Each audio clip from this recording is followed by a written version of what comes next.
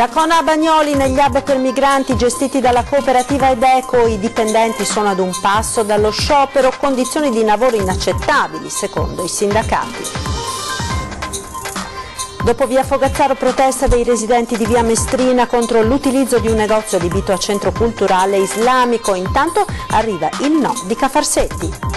Incidente mortale sul lavoro ieri sera nel porto commerciale di Marghera, a perdere la vita un marinaio russo, si indaga sulla dinamica dell'incidente.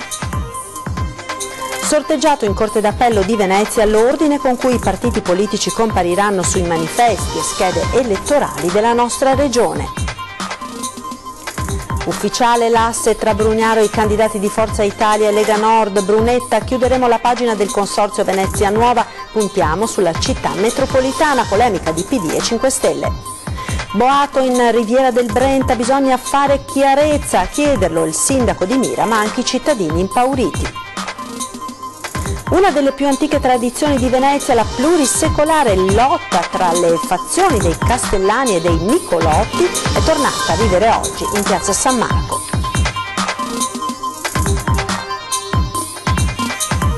Buonasera e ben ritrovati con l'edizione veneziana dei nostri telegiornali. Ad un passo dallo sciopero, sarebbe davvero clamoroso che stavolta nei centri di accoglienza di Cona, Bagnoli e negli altri 12 gestiti in Veneto dalla cooperativa Edeco a protestare non siano i richiedenti asilo ma i lavoratori.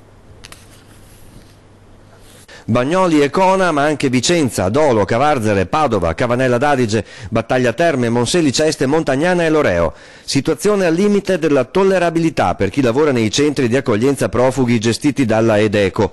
Lo denunciano con la CISL gli oltre 250 dipendenti della Coop padovana, quasi tutti extracomunitari regolari che operano nei 14 centri con circa 2000 richiedenti asilo. Contratti a tempo pieno diventati part-time di 4 ore, 2 la mattina e 2 la sera. Normale farne altre in mezzo non pagate. Superlavoro fino a 10-14 ore al giorno per gli autisti. Forte recente riduzione del personale. Niente timbratura del cartellino. Possibile impiego dei richiedenti asilo in sostituzione dei lavoratori mancanti. Non c'è nessuna tracciatura delle orari di lavoro e che c'è una confusione totale, perché ci sono dei operatori che hanno un contratto diurno che fanno delle ore notturne, ci sono alcuni che hanno contratto notturno che fanno degli orari diurni e tutto questo non sono retribuiti, insomma è un caos. Ci sono lavoratori assunti per lavorare a Bagnoli che invece operano a Cona, anche denunciano alla CISL per la drastica riduzione del personale, alla quale la Edeco in caso di ispezioni della prefettura rimedia in modo rocambolesco. Abbiamo delle ispezioni, per esempio a Conetta o altre basi, spostano altri operatori di altre basi per venire lì. Cosa serve questo? A fare bella figura? Secondo me sì, secondo me sì. Poi appena finisce l'ispezione? Ritornano alla loro base. Un po' di ordine lo potrebbe mettere l'uso dell'apparecchio per timbrare il cartellino. Perché tutti gli ospiti della struttura hanno una badge che timbrano all'entrata e uscita anche per i servizi interni, però noi lavoratori non abbiamo badge per timbrare, lo abbiamo richiesto a loro dall'anno scorso, nel mese di giugno, e fino adesso niente, non abbiamo nessuna risposta. Martedì scorso i rapporti sindacali sono diventati tesi con la parte datoriale che avanti a queste richieste avrebbe offeso i delegati sindacali. Trattative rotte, stato di agitazione e lettera alla prefettura, la commissione della Edeco, o si ragiona o sarà sciopero. Ed ora a Mestre con la protesta dei residenti di via Mestrina contro l'utilizzo di un negozio adibito, sembra, a centro culturale islamico. Intanto arriva il no di Cafarsetti, sentiamo. Sentono rumore alle 6 di mattina. Di preghiere? Di preghiere, poi spariscono, poi ogni tanto vanno dentro per non riprendere. A Mestre si torna a parlare di moschea, o meglio di centro culturale islamico. Dopo la chiusura di quella in via Fogazzaro, ora, secondo quanto riferiscono molti residenti, la questione si sta riproponendo in via Mestrina. Quando uno viene sornionamente, ti vedi a venire delle persone a lavorare di notte, vengono a smontare esattamente tutto quello che c'era prima dentro, Sono già alcuni mesi che noi vedevamo un via vai di persone extracomunitari che cercavano di avere questo locale qua.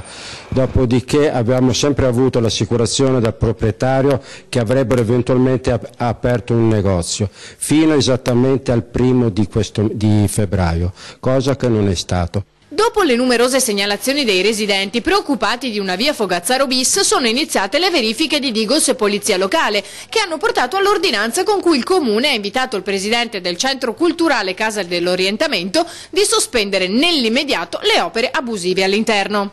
Adesso è arrivato il no dal Comune per quanto riguarda i lavori pubblici che loro hanno fatto. Adesso bisogna vedere che il Comune faccia esattamente un decreto per la chiusura totale del locale. Ma residenti e commercianti della zona si sono dovuti scontrare anche con un centro scommesse, ora chiuso, ma che in passato ha creato non pochi problemi. Prima creava problemi di traffico alla gente, chiedevano soldi alle vecchiette che passavano. Diciamo che potrebbero aprirli in zone un po' più dislocate dal centro città, se vogliono giocare. Che poi dicono che il gioco crea dipendenza, ma lo Stato fa di tutto per far dipendere i cittadini dal gioco. I residenti sono preoccupati. Io non ho nulla con i centri culturali, assolutamente. Hanno la possibilità di avere esattamente una moschea a Zelarino, c'è un'altra moschea che sarebbe sulla Triestina a Campalto, che sono ancora totalmente chiusi. Non so per quale motivo loro debbano andare a occupare esattamente la zona centrale di Mestre, dove ci sarebbe anche una specie di degrado e via di seguito. Questo è intollerabile. Con tante campagne che abbiamo, vadano in mezzo ai campi, no? La cronaca, ora incidente mortale sul lavoro, è successo ieri sera a Marghera, a perdere la vita un marinaio russo. Erano le 23:30 circa, quando ieri sera è scattato l'allarme in seguito a un grave incidente nel porto commerciale di Marghera, costato la vita ad un marinaio 47enne di nazionalità russa. La vittima era a bordo di un portacontainer della nave mercantile ormeggiata al porto, in corrispondenza di Banchina dei Molini, a pochi passi dalla sede dei Grandi Molini.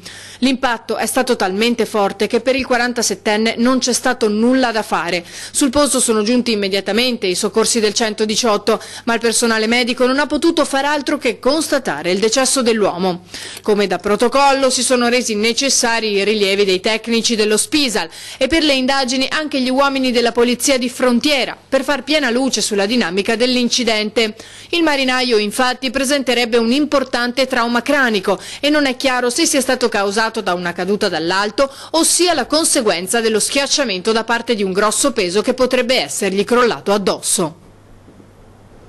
Il ribaltamento in corsia di sorpasso di un rimorchio alle 9:10 di questa mattina ha provocato rallentamenti sul passante di Mestre tra il bivio tra la A4 e la A57 ad Arino e il casello autostradale di Spinea in direzione Trieste. Il mezzo, che trasportava bancali di carta, si è rovesciato dopo essersi staccato dalla motrice, perdendo il carico tra la corsia di sorpasso e lo spazio tra le due carreggiate autostradali. Fortunatamente nessuna persona è rimasta coinvolta, sono stati comunque notevoli i disagi alla circolazione a causa della chiusura di alcune corsie. Sul posto è intervenuta la polizia stradale, gli ausiliari di CAV con 4 mezzi e quelli della ditta che stava effettuando il trasporto. Dopo il caso della mamma sfrattata con la figlia tredicenne, torniamo a parlare di questo fenomeno che sta dilagando in centro storico. Abbiamo tantissime famiglie composte da 3-4 persone, quindi marito, moglie e magari 1 o 2 bambini, sono quasi tutte famiglie monoreddito e il reddito si aggira tra i 1.000 e i 1.300 euro al mese al massimo e questi direi che sono la maggioranza. Abbiamo poi persone singolo, o meglio separate, abbiamo un sacco di padri separati che appunto pagano gli alimenti ai figli e non gli resta davvero moltissimo con cui vivere. Abbiamo tantissime mamme single Ecco, e questo è un grandissimo problema. E abbiamo anche invece delle mogli separate che addirittura sono dovute tornare a casa del marito da cui si erano separate perché né l'uno né l'altro ce la fanno, e purtroppo alcune situazioni di queste la separazione era per violenza, quindi sono situazioni davvero tragiche. Questa è la fotografia delle vittime di sfratto a Venezia, anziani, spesso soli, compresi. L'ultimo caso, quello della mamma fatta uscire di casa con la figlia tredicenne e che ora non ha un posto dove andare. Sfratti che avvengono soprattutto per morosità, ma non solo. La maggioranza è dovuta a morosità e nella fattispecie morosità incolpevole, cioè vuol dire che si è perso il lavoro nell'arco degli ultimi 10 anni di crisi economica che ha messo in ginocchio l'Italia e anche il nostro comune, anche se ha vocazione turistica. C'è però una minima parte in cui non si tratta di morosità, ma si tratta di una finita locazione, cioè sfratti soprattutto nella città storica, quindi Venezia, per liberare gli alloggi e poi riaffittarli ai turisti. Liberare dunque per guadagnare attraverso il turismo. Unione Inquilini lancia un messaggio. Se hanno poi il coraggio di rivolgersi anche agli assistenti sociali, perché c'è da dire che noi vediamo una realtà che la gente comune vede poco, perché molte persone intanto magari non sanno che possono avere degli aiuti, ma anche perché hanno una dignità e si ritrovano magari a 50 anni, se si tratta di padri di famiglia, o a 70-80 ad avere quasi nulla. Ed ora la pagina politica. È stato sorteggiato oggi in Corte d'Appello a Venezia l'ordine nel quale i partiti compariranno sulla scheda elettorale e sui manifesti. Ecco dunque quali partiti e in che ordine li troveremo sulla scheda il prossimo 4 marzo.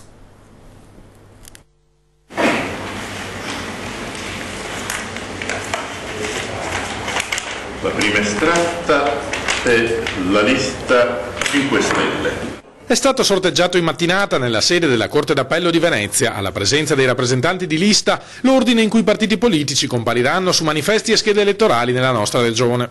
A guidare le liste per il Senato il Movimento 5 Stelle, seguito nell'ordine da Forza Nuova, ALA, Potere al Popolo, Grande Nord, la coalizione di centrosinistra, Sinistra Rivoluzionaria, Liberi e Uguali, Partito del Valore Umano, Casa Pound, Popolo della Famiglia e coalizione di centrodestra. All'interno del centrosinistra il primo simbolo è quello del PD, poi insieme Civica Popolare e Più Europa. Nel centrodestra l'ordine è invece Fratelli d'Italia, Noi con l'Italia, Forza Italia e Lega. Alla Camera per la circoscrizione Veneto 1, che comprende le province di Venezia, Treviso e Belluno, la sorte ha premiato il Popolo della Famiglia, seguito dalla coalizione di centrodestra, Grande Nord, Potere al Popolo, Forza Nuova, Casa Pound, 10 volte meglio, Partito del Valore Umano, Liberi e Uguali, Movimento 5 Stelle, coalizione di centrosinistra e ALA. Prima nel centrodestra la Lega, poi Fratelli d'Italia, Noi con l'Italia e Forza Italia. Nel centrosinistra guida la lista Più Europa di Emma Bonino, quindi Civica Popolare, PD e Insieme. Nella circoscrizione Veneto 2, che raccoglie le rimanenti 4 province, la scheda della Camera vedrà per prima Casa Pound e di seguito il Partito del Valore Umano, Forza Nuova, 10 volte meglio, Centrosinistra, Popolo della Famiglia, Grande Nord, ALA, 5 Stelle, Potere al Popolo, Centrodestra e Leu. Tra il centrosinistra la sorte premia ancora la Bonino, poi PD, Civica Popolare e Insieme. Nel centrodestra l'ordine è Lega, Noi con l'Italia, Forza Italia e Fratelli d'Italia. Ed ancora la politica, con un invito che a Cafarsetti ha destato qualche polemica. Il sindaco di Venezia Luigi Brugnaro lancia l'appello a tutti i veneziani: votino centrodestra nell'interesse della città.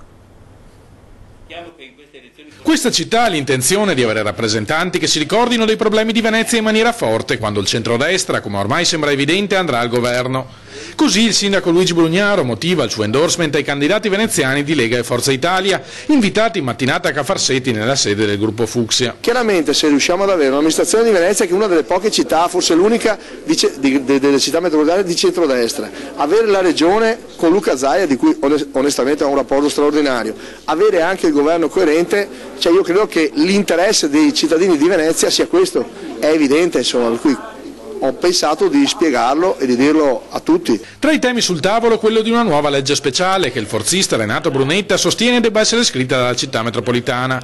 Poi la nuova maggioranza parlamentare di centrodestra la porterà a termine. Non si capisce poi, attacca la capolista del plurinominale al Senato, Maria Elisabetta Casellati, perché il porto di Trieste abbia avuto la zona franca e quello di Venezia no. Non possiamo capire perché a Trieste sia dato una possibilità che Venezia non ha. Cioè è inaccettabile per noi questo, per l'importanza che Venezia riveste non soltanto qui in questa realtà veneta, ma in Italia, nel mondo.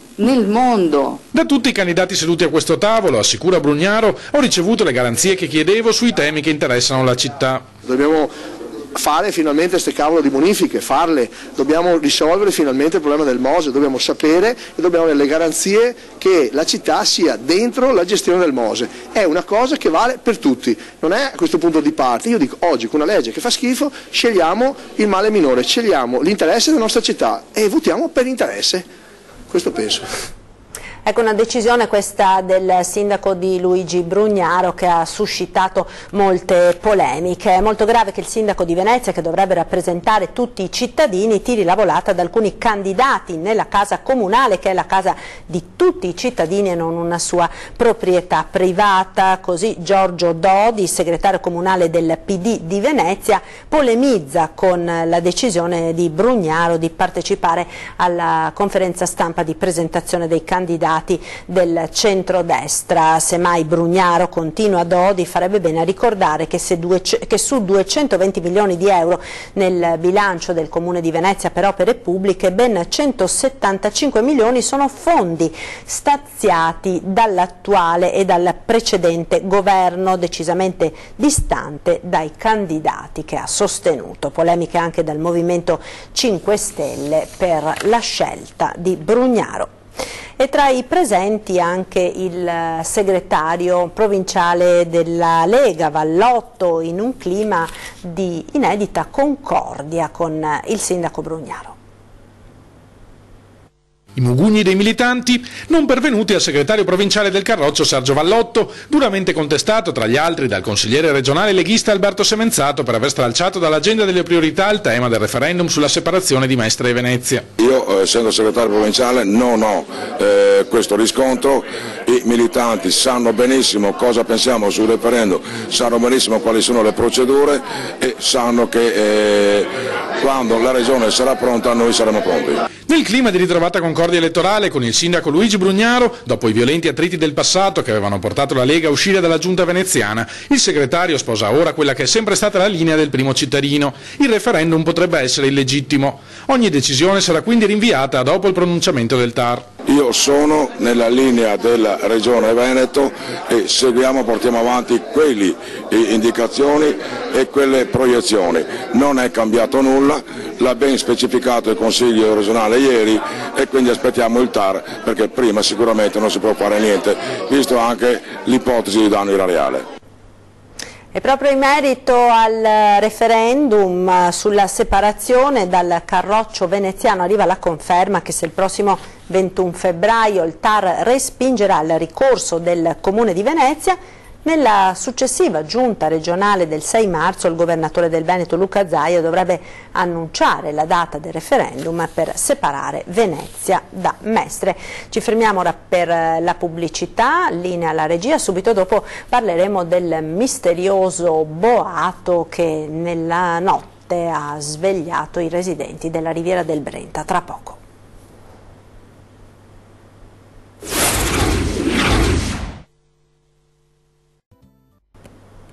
E rieccoci in diretta con l'edizione veneziana dei nostri telegiornali. Andiamo ora in Riviera del Brenta, dove c'è forte preoccupazione per il boato udito nel cuore dell'altra notte.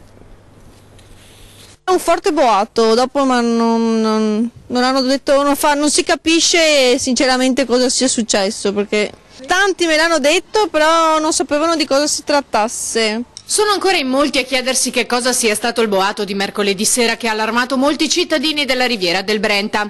Lo scoppio ha fatto tremare vetri e finestre delle abitazioni, numerose le telefonate ai vigili del fuoco. Preoccupato anche il sindaco di Mira, che credeva si trattasse di un incendio scoppiato a Auriago. Nel mio comune si è anche sviluppato, c'è stato un incendio e quindi ho voluto capire se le due cose potevano essere collegate e invece mi è stato detto che non è stato così. A fare chiarezza sul misterioso evento potrebbero essere le immagini riprese da una telecamera puntata verso il cielo 24 ore su 24 dall'appassionato astrofilo Ivan Berton, membro dell'Associazione Astrofili Veneti. Il dispositivo ha registrato infatti un forte bagliore, potrebbe anche essersi trattato di un meteorite. Io non sono un esperto, però mi dicono che possa essere plausibile. I cittadini mi hanno anche informato che non è la prima volta che si sentono dei boati molto forti, quindi ben venga una spiegazione. Un altro simile episodio si è verificato lo scorso maggio. In quell'occasione alcuni frammenti di meteorite erano stati individuati a terra nelle zone al confine tra il veneziano e il padovano. Ciò che tutti sperano è che si riesca a capire che cosa sia accaduto l'altra notte. Anche per tranquillizzare o comunque chiarire un fenomeno che comunque è stato avvertito in un territorio molto ampio. Il carnevale ora, perché oggi pomeriggio è andato in scena uno degli eventi più interessanti e singolari dell'edizione 2018. Oh, cosa si fa da queste parti? Non dovete star qua tutti a fare il Marte trovando Venere. Adesso passi unghie distesi, via da qua!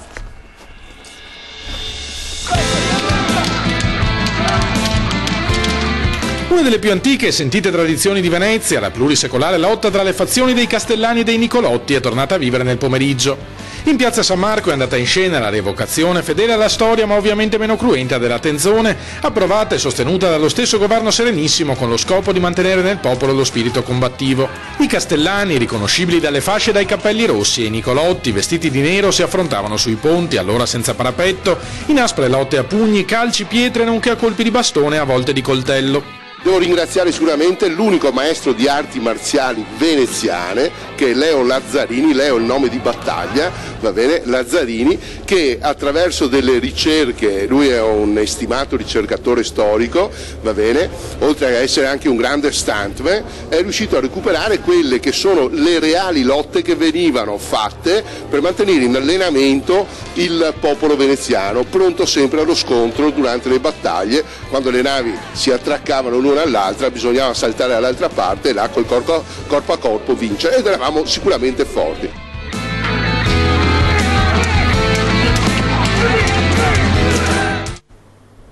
Ed è tutto, ci salutiamo con il meteo, arrivederci.